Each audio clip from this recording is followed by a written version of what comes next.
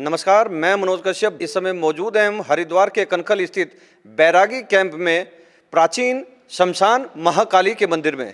और इस समय जिस मंदिर में हम बैठे हैं ये अपने आप में एक सिद्ध पीठ है और ऐसा सिद्ध पीठ है कि यहाँ से लाखों भक्तों की मनोकामनाएं पूर्ण हुई हैं। आइएगा इसी मंदिर की जो विशेषताएं हैं और इसकी जो पौराणिकता है उसके विषय में जानते हैं। प्राचीन माँ शमशान महाकाली के इस पवित्र मंदिर में जो माँ की प्रतिमा स्थापित है, ये प्रतिमा बड़ी ही दुर्लभ है।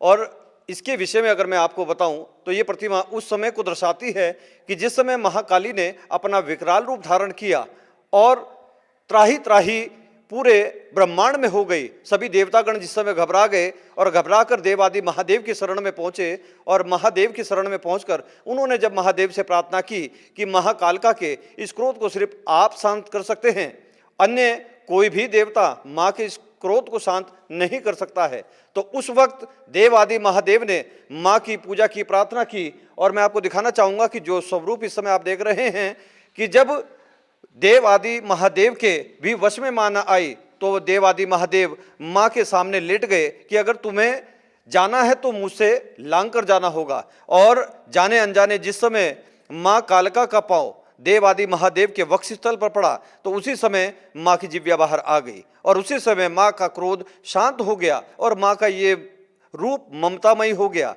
दुनिया कहती है कि माँ कालिका बड़ी ही विकराल है, लेकिन माँ का ये जो रूप हम देखते हैं कि जिसमें माँ की ये जिह्वा बाहर है, ये माँ का बड़ा ही ममतामयी रूप है। इस सौम्य रूप में माँ अपने भक्तों की मुरादों को पूरा करती है और अपने भक्तों की हर फरियाद को सुनती है, उनकी झोलियों को भरती है। माँ का यही सब रूप दुनिया को विकराल रूप लगता है, लेकिन हकीकत यह है कि ये माँ का ममतामयी रूप है, क्योंकि देव आदि महादेव के वक्षस्थल पर जिस समय माँ कालिका का ये पांव पड़ा उसी समय माँ का क्रोध शांत हो गया और माँ का ये रूप ममतामयी हो गया।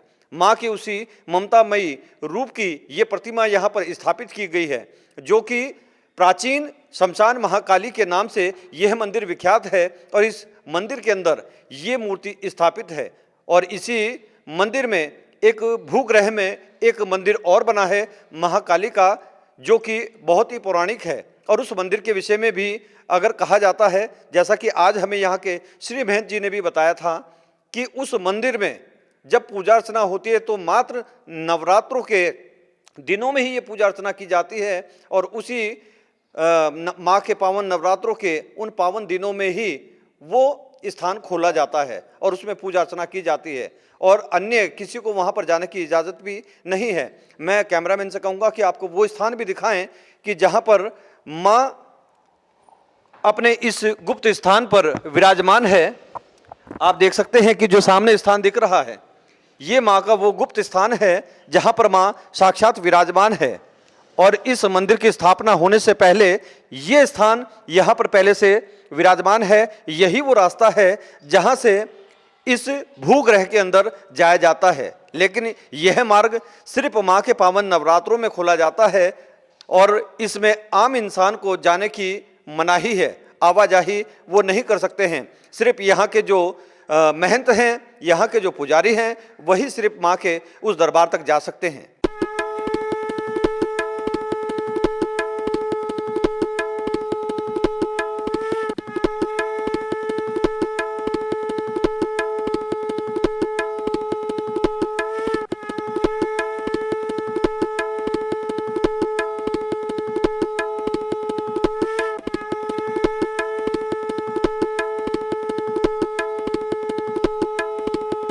प्राचीन शमशान महाकाली के इस मंदिर के प्रांगण में एक देव आदि महादेव के ये त्रिशूल भी स्थापित किए गए हैं। मैं आपको दिखाना चाहूँगा कि ये त्रिशूल जो हैं यहाँ पर कतारबद्ध तरीके से लगाए गए हैं और ठीक इन्हीं के पीछे माँ कालिका की एक तस्वीर भी लगाई गई है, जो कि बड़ी ही दिव्य और बड़ी ही भव्य है।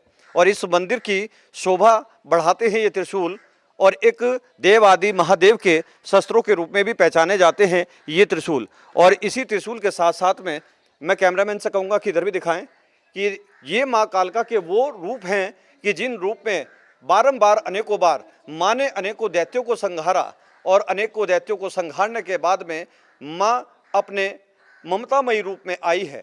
जहाँ माँ काली के रूप में आई है, माँ चंडी के रूप में आई है, अनेकों बार अनेकों रूप धारण माँ ने किए हैं। कहते हैं कि भगवान विष्णु के चक्र से खंडित होकर माँ के 3 नेत्रों में से एक दया नेत्र कैमूर पर्वत पर गिरा, जहां पर माँ तारा चंडी के नाम से विख्यात हुई। कहते हैं कि माँ चंडमुंड नाशनी भी है, रक्तबीज धारणी भी है। अनेकों रूप में माँ ने अनेकों बार अवतरित हुई है माँ, और अनेकों रूप धारण किए हैं। और इसी मंदिर के प्रांगण में देव आदि महादेव का एक विशालकाय शिवलिंग भी स्थापित है। आइएगा दिखाते हैं आपको वो शिवलिंग भी, जो कि बड़ा ही दिव्य और बड़ा ही भव्य है। और शिवलिंग के समक्ष देव आदि महादेव के गण नाधिया भी विराजमान हैं। कहते हैं कि देव आदि महादेव को बनाने से पहले नंदी देव की पूजा प्रार्थना की जाती है, उसके पश्चात ही देव आदि महादेव प्रसन्न होते हैं। और महादेव के इस विशालकाय शिवलिंग की भी महिमा अपार है, जो कि स्थापित है प्राचीन शमशान काली के इस पावन मंदिर में। मैं मनोज कश्यप, हरिद्वार से।